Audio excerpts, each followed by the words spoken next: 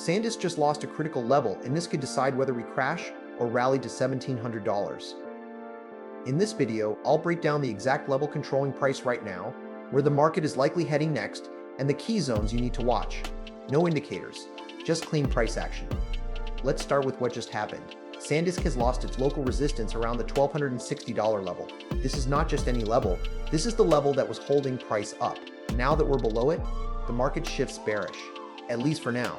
As long as price stays below $1,260, the expectation is continuation to the downside. Where to?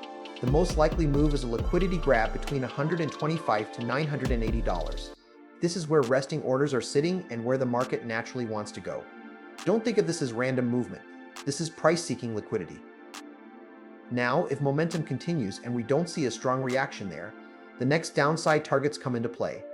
We're looking at $920 to $880, and if weakness continues even further, price could extend down to $825 to $778. These are deeper liquidity zones where a real reversal could form. Now here's where it gets interesting.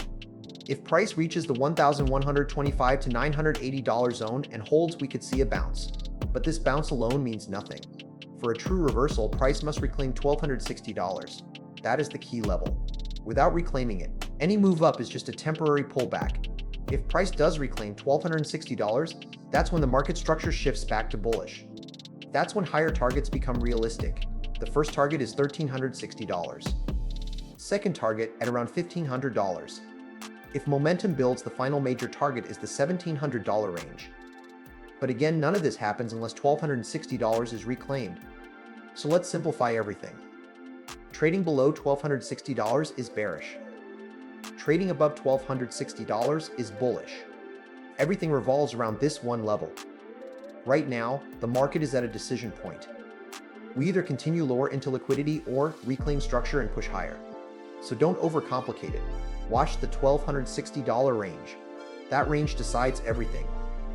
If you want more clean price action breakdowns like this, subscribe and stay consistent with the levels that matter.